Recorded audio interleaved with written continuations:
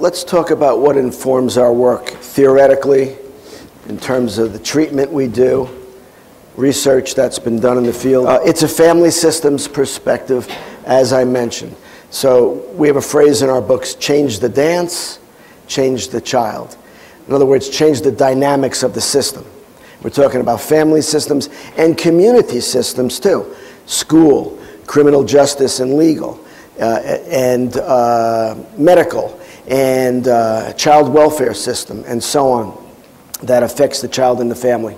So we're always looking at the dynamics of relationships. Number two, our work is informed by neurobiology. I would say in the last couple of decades, we've learned more about the human brain than in all recorded history, so that we now know, for example, what early developmental trauma and lack of secure attachment does to that child's brain, to the wiring of the brain.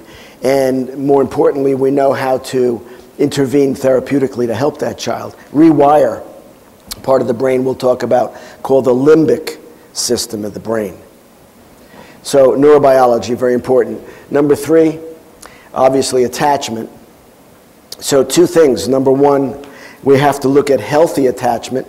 What are the ingredients early in life in families between caregivers and babies that facilitate the development of secure, safe, protective, healthy attachment in the brain, in the body, in the mind, in the relationships, in the system? And then we have to look at what happens when it goes wrong. How does it affect the child's self-concept, ability to relate, ability to trust, the wiring of the brain, and then how to intervene therapeutically. And of course, trauma. We'll be talking about post-traumatic stress disorder in children, teens, and adults. Not only what are the symptoms, but how do you intervene to help. And something called developmental trauma, because the age and stage when trauma occurs for young people affects them differently. And also, you have to intervene differently at different ages and stages. And we'll be talking about something very important regarding treatment, which is experiential interventions, meaning the effectiveness is not found only in one realm, be it cognitive behavioral. You have to have human, emotional, change-producing experiences in treatment and between parents and children, between family members. So we're going to talk a lot about, and show you on the video, experiential techniques or interventions which produce changes in the brain, the wiring of the brain, in the relationships, in the narrative or belief systems of the individual and the relationships. Experiential change is crucial.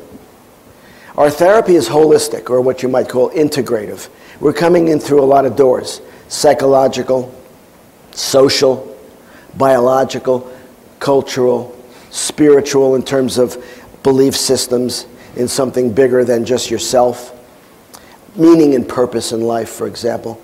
So we're going to come in through a lot of different doors, which is the most effective way to produce change.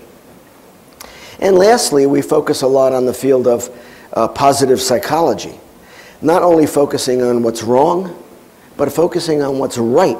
Everybody has strengths, talents, abilities, resources. Identify them, grow them. And something called post-traumatic growth. We know what post-traumatic stress is. People have a lot of problems like depression and anxiety as a function of stress. But what about evolving, learning, and growing as a function of stress and trauma? Many people come through trauma and they're better off later on. They have better relationships. They have better self-esteem. They have a meaning and purpose in life as a function of dealing with that emotional struggle as they come through trauma, called post-traumatic growth. Also called resiliency, the ability to bounce back from hard times. So we're going to be taking a look at those issues.